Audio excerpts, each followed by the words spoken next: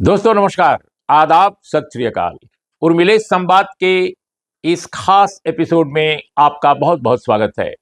दोस्तों आज मैं एक ऐतिहासिक प्रसंग को लेकर जो विवाद है, जो चर्चा है, उस पर अपनी बात रखना चाहता हूं। और सिर्फ तथ्य और सूचनाएं इसमें महत्वपूर्ण है, क्योंकि नैरेटिव बहुत पेश किए जा चुके हैं। और सबसे पहले भारत के प्रधानमंत्री नरेंद्र मोदी जी ने इस प्रसंग को छेड़ा है। उन्होंने लोकसभा में जब चर्चा चल रही थी राष्ट्रपति के अभिभाषण के धन्यवाद प्रस्ताव पर, तो उसमें कांग्रेस पार्टी को कोसते हुए यह भी कहा, और उसको बाद में भी उन्होंने रिपीट किया, कि doctor B R Ambedkar Congress party से इतने दुखी हो गए उसकी दलित विरोधी मानसिकता से, खासकर जवाहरलाल नेहरू की सरकार के और स्वयं जवाहरलाल नेहरू की मानसिकता से, कि उन्होंने कानून मंत्री के रूप में त्यागपत्र दिया। इस तरह का उन्होंने एक पहलू जोड़ा बहस में। उनका कहना था कि डॉक्टर बी आर अंबेडकर भी क्षुब्ध थे और ये जो उनके इस्तीफे का कारण था वो दलित विरोधी मानसिकता थी। दोस्तों इसमें कोई दो राय नहीं कि डॉक्टर बी आर अंबेडकर अब उस समय की सरकार जिससे उन्होंने त्यागपत्र दिया था 1951 में, उससे वो क्षुब्ध थे, उसके कामकाज से वो क्षुब्ध थे, इसमें कोई दो राय नहीं है। हालांकि काफी वर्ष तक वो कानून मंत्री रहे भारत के और उन्होंने एंजॉय भी किया उस काम को काफी समय तक, लेकिन बाद के दिनों में उनके कॉन्ट्रडिक्शंस कैबिनेट में जो लोग थे उनसे, कांग्रेस पार्टी में जो लोग थे उनसे, और स्वयं प्रधानमंत्री जवाहरलाल नेहरू से निश्चित रूप से शुरू हो गए थे मतभेद। कई मुद्दों पर मतभेद तो पहले से भी थे, कॉन्स्टिट्यूएंट असेंबली में भी, लेकिन उन मतभेदों के साथ यूनिटी, एकजुटता इन लोगों में कायम थी। लेकिन वो धीरे धीरे कानून मंत्री के रूप में उनको लगा कि वो आइसोलेट हो रहे हैं, वो काम नहीं कर पा रहे हैं जो वो करना चाहते हैं, और उन्होंने इस्तीफा दे दिया। उनका इस्तीफा 10 एक पेज का है और प्रधानमंत्री ने चूंकि ये बात कह दी, इसलिए ज्यादा महत्वपूर्ण यह है कि हम उस पर अपनी बात कहें कि असलियत क्या है। प्रधानमंत्री ने जो कहा कि कांग्रेस दलित पिछड़ा विरोधी है, आज की कांग्रेस पार्टी के लिए कहा, और फिर इसको जोड़ा कि ये ऐतिहासिक रूप से उनका कहना था कि ये ऐसी ही रही है। बाबा साहब ने कहा था कि अनुसूचित जातियों की उपेक्षा के कारण अपने आक्रोश को रोक नहीं सके, इसलिए उन्होंने इस्तीफा दिया था, ये बात कही। फिर उन्होंने कांग्रेस को आरक्षण विरोधी भी कह दिया। लेकिन दोस्तों असलियत क्या है? दोस्तों अगर डॉक्टर बी आर अंबेडकर का त्याग पत्र आप पढ़ें, जो डॉक्यूमेंट है, एक हिस्टोरिकल डॉक्यूमेंट है, तो आप पाएंगे कि इसमें बहुत साफ ढंग से 4 पहलू उभरते हैं इस्तीफा देने के। बाबा साहब अगस्त 1947 से अक्टूबर 1951 तक भारत के कानून मंत्री रहे। 25 सितंबर 1951 को उन्होंने इस्तीफा दिया और 11 अक्टूबर को उनका इस्तीफा स्वीकार किया गया था। नेहरू जी नहीं चाहते थे कि वो इस्तीफा दें, ये बात सही है, लेकिन उन्होंने इस्तीफा उनका स्वीकार करना पड़ा। लेकिन बहुत सारे लोग कांग्रेस पार्टी में ऐसे थे जो चाहते थे कि उनका इस्तीफा जल्दी से जल्दी स्वीकार कर लिया जाए, और वो बल्कि बहुत सारे लोग तो ऐसे थे जो कानून मंत्री के रूप में भी उनको नहीं चाहते थे और कॉन्स्टिट्यूएंट असेंबली में भी नहीं चाहते थे। ये तो सभी जानते हैं, आप लोग जरूर पढ़े होंगे कहीं ना कहीं। मैं स्वयं भी कई बार बोल चुका हूं अपने वीडियोस में, अपने लेक्चर्स में और लेखों में भी मैंने लिखा है कि doctor B R Ambedkar constituent assembly के जब बैठ रही थी हमारी, तो उसमें जो ड्राफ्टिंग कमेटी के चेयरमैन बने कॉन्स्टिट्यूशन की, वो उसमें सबसे प्रमुख जो प्रस्ताव या सजेशन आया वो किसी और से नहीं, ऐसे व्यक्ति से आया, ऐसे नेता से आया जिसका अंबेडकर से गहरा कॉन्ट्रडिक्शन था। बहुत गंभीर वैचारिक अंतर्विरोध थे दोनों के बीच में, और वे थे महात्मा गांधी। उनका ये सजेशन था जिसको नेहरू और पटेल ने स्वीकार किया, और फिर पूरी जो कॉन्स्टिट्यूएंट असेंबली है उसको भी कन्विंस किया गया था। एनीवे, हम जो आज बताने जा रहे हैं कि इस्तीफा दिया क्यों डॉक्टर बी आर अंबेडकर ने। दोस्तों कुल मिलाकर अगर मैं गिनूं उनके इस्तीफे के पूरे मजमून को देखकर, तो 4 प्रमुख कारण उभरते हैं। दरअसल 4 कारण बहुत प्रमुखता से उभरते हैं। उनके इस्तीफे के पीछे। पहला कारण है हिंदू कोड बिल पर डॉक्टर अंबेडकर जो फैसला चाहते थे वो नहीं हो पा रहा था, और जो कांग्रेस में जो राइट विंग थे, राइट विंग हिंदूवादी किस्म के या हिंदुत्ववादी किस्म के जो लोग, कंजर्वेटिव लोग जिनको कहा सकते हैं, वे लोग दरअसल अड़चन बने हुए थे। और देश के जो बहुत बड़े बड़े नेता थे उन दिनों, वे भी अड़चन बने हुए थे। शुरू में नेहरू ने अंबेडकर का पूरा साथ दिया और दोनों बल्कि मिलकर ही इस विषय पर काम कर रहे थे। लेकिन जब उन्हीं की पार्टी में, यानी नेहरू जी की पार्टी में और नेहरू जी की सरकार में ही जब दबाव उनके ऊपर बनने लगा और समाज में भी इसके लिए मोबिलाइजेशन किया जाने लगा, तो स्थगित कर दिया गया पूरा का पूरा प्लान उसका। और फिर अंबेडकर ने जब चाहा कि इसको आगे बढ़ाया जाए, वो नहीं बढ़ा पा रहे थे, और अंततः उन्होंने इससे भी इस्तीफे की जमीन तैयार हुई, पृष्ठभूमि तैयार हुई, हिंदू कोड बिल पर वो काम न कर पाने के कारण, जो वो चाहते थे और नेहरू ने जिसको इंडोर्स किया था एक जमाने में। दूसरा जो एक महत्वपूर्ण कारण बताया जाता है, और उन्होंने लिखा भी है इस पर अंबेडकर साहब ने, कि सरकार में कई ऐसे मंत्री थे जिनके पास कई पोर्टफोलियो थे, लेकिन डॉक्टर बी आर अंबेडकर को सिर्फ कानून मंत्रालय तक सीमित रखा गया था और उनको अन्य बहुत महत्वपूर्ण कामों में नहीं शामिल किया जाता था।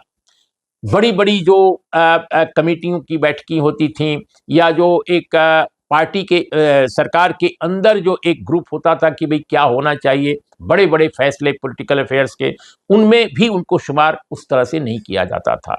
तो एक तरह से वो अपनी उपेक्षा फील करते थे, और जाहिर है वो कांग्रेस पार्टी के नहीं थे, वो तो वो इंडिपेंडेंट थे इस मामले में। ठीक है कि उनकी अपनी भी पार्टी थी, लेकिन वो इतनी बड़ी पार्टी नहीं थी कि वो कानून मंत्री बन जाते, लेकिन उनको तो लिया गया था क्योंकि कॉन्स्टिट्यूएंट असेंबली के जमाने से चला आ रहा था ये सिलसिला उनका कोऑपरेशन के साथ। और भी लोग थे, श्यामा प्रसाद मुखर्जी स्वयं जो थे, आप जानते हैं, सभी जानते हैं, हिंदू महासभाई थे, और बाद के दिनों में वही जनसंघ के संस्थापक बने। शुरू में वो भी कैबिनेट में थे, बहुत लोग ऐसे थे। तो उसमें सरकार में और महत्वपूर्ण रोल या भूमिका जो चाहते थे अंबेडकर, वो उनको उनसे वंचित किया गया था। यह भी एक नाराजगी का कारण था। और तीसरा जो बहुत महत्वपूर्ण था, जिसको मुझे लगता है डॉक्टर अंबेडकर के इस्तीफे के बारे में जो माननीय प्रधानमंत्री ने बात कही, उनको सही ढंग से उनके स्पीच राइटर्स ने या सलाहकारों ने नहीं बताया, वरना वो ऐसी गलती नहीं करते।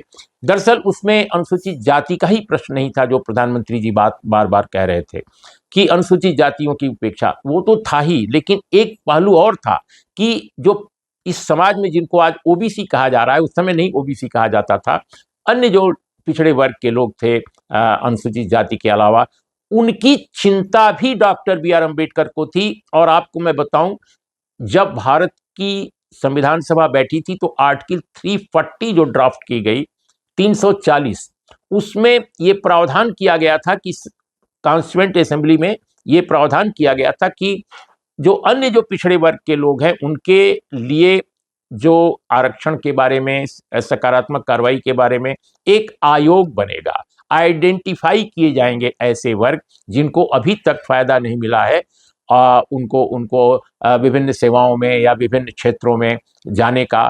तो ऐसे लोगों को जो सदियों से वंचित हैं, उनको आगे बढ़ाने के लिए अंबेडकर साहब ने जो सजेशन दिया था, जिसको पार्टी ने मान लिया था, कांग्रेस ने, और अल्टीमेटली जो है एक कमीशन बनाने की बात थी, लेकिन कमीशन नहीं बन रहा था, उसमें लगातार विलंब हो रहा था। तो इससे भी क्षुब्ध होकर के डॉक्टर बी आर अंबेडकर ने इस्तीफे का मन बनाया। जो अन्य कारण थे उसके अलावा ये कारण था, लेकिन प्रधानमंत्री ने इसको केवल एससी से जोड़ा, यानी अनुसूचित जाति से जोड़ा, दलित कम्युनिटी से केवल जोड़ा, लेकिन ओबीसी का मसला बहुत महत्वपूर्ण था, क्योंकि ओबीसी के बारे में आमतौर पे बीजेपी के लोग पेंट करते हैं कि चूंकि कांग्रेस ओबीसी विरोधी रही है, बार बार कहते हैं, लेकिन डॉक्टर बी आर अंबेडकर ने ओबीसी का प्रश्न उठाया था, इसको उन्होंने नजरअंदाज कर दिया, भले ओबीसी उस समय नामकरण नहीं था। और तीसरा जो मसला था दोस्तों, कि ये एक बहुत बड़ा मसला ये भी था, आप इसमें नंबर 1 मत गिनिए कि नंबर 1 नंबर 2 सबसे महत्वपूर्ण कौन था, मैंने चारों आपको गिनाए अन्य कारण। उसमें एक था कि भारत की जो उस समय की तत्कालीन विदेश नीति थी, उस पर भी बाबा साहब के डिफरेंस ऑफ ओपिनियन बिल्कुल जाहिर होता रहता था इंटरेक्शंस में, मीटिंग्स में। तो विदेश नीति से वो क्षुब्ध थे, खासकर इंडो पाकिस्तान रिलेशंस को लेकर। और इंडो पाकिस्तान रिलेशंस में जो जटिलताएं थी, जिसका असर कश्मीर पर भी पड़ रहा था और कश्मीर के कारण पूरे भारत पर पड़ रहा था, तो उससे भी वो क्षुब्ध थे और उनका एक अलग नजरिया था। कभी उस पर मैं फिर से बात करूंगा अलग से, इस वीडियो में वो संभव नहीं है, बहुत लंबा हो जाएगा, लेकिन आपको हम उस पर भी अपनी अपना विश्लेषण जरूर पेश करेंगे कि वो मुद्दा क्या था। तो ये जो 4 मैंने आपको गिनाए, ये सबसे महत्वपूर्ण कारण थे बाबा साहब के इस्तीफे के, नेहरू कैबिनेट से। तो लेकिन इसको प्रधानमंत्री जी ने, राष्ट्रपति के अभिभाषण पर जो धन्यवाद का प्रस्ताव आया, उसमें इसको यूज किया, यानी उनके इस्तीफे को राहुल गांधी की जो कांग्रेस आज है, अब आज नेहरू की तो कांग्रेस है नहीं, ये तो कुल मिलाकर सोनिया गांधी, राहुल गांधी और खड़गे साहब, मल्लिकार्जुन खड़गे साहब, उनकी ये कांग्रेस है, वो आज नेता हैं। और जाहिर है गंगा जमुना में बहुत पानी बहा है, तो पार्टी का मिजाज भी बदला है। आज ये पार्टी, कभी ये आरक्षण के विरोध में एक जमाना था कि ओबीसी का जब आरक्षण का पहलू सामने आया और मंडल कमीशन की रिपोर्ट आई, तो पार्टी के जो दिग्गज नेता उस समय थे, उन लोगों ने विरोध किया था, आलोचना की थी इसकी, पार्लियामेंट में भी थी। लेकिन आज वही पार्टी ओबीसी के आरक्षण की न केवल पक्षधर है, बल्कि उसका परसेंटेज बढ़ाने का जम करके अभियान चला रही है, जातिवार जनगणना के पक्ष में उतरी हुई है, जिस पर बीजेपी बिल्कुल क्षुब्ध है, नाराज है और बिल्कुल उसको रिजेक्ट करती है जातिवार जनगणना को, भारतीय जनता पार्टी राष्ट्रीय स्तर पर। लेकिन कांग्रेस सपोर्ट कर रही है, कांग्रेस अपने संगठन में टिकट दे रही है बड़े पैमाने पर ओबीसी, दलित और आदिवासी, इस तरह के, तो बहुत कुछ बदला है।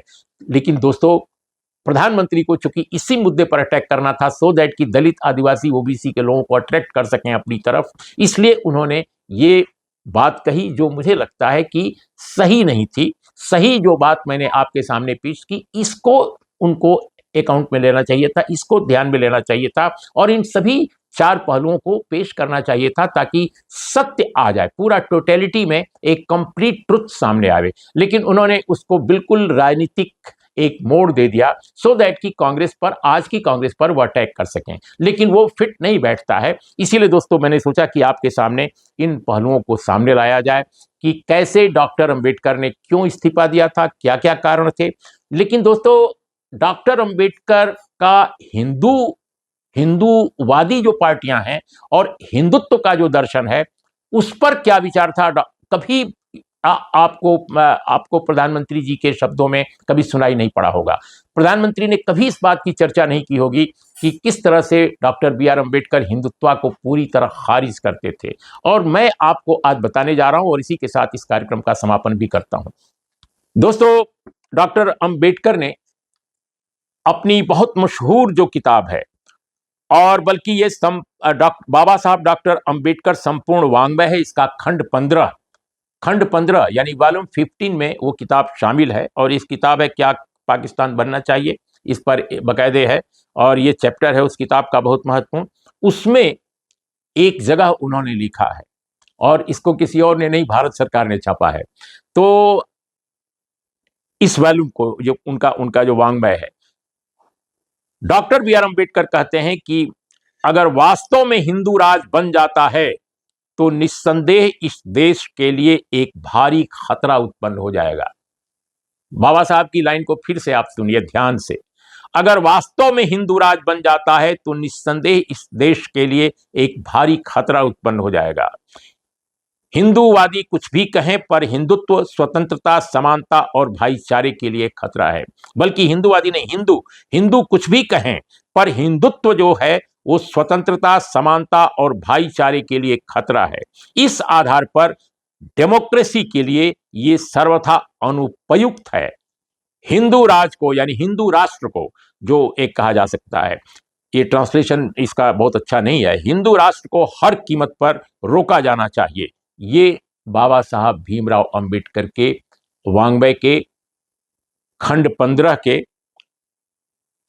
पेज संख्या 365 से मैं पढ़ रहा हूं, जिसको भारत सरकार ने छापा है। तो दोस्तों, ये पहलू भी बहुत महत्वपूर्ण है। तो आज इसी टिप्पणी के साथ बाबा साहब की हम आज के एपिसोड का समापन करते हैं। नमस्कार, आदाब, सत श्री अकाल।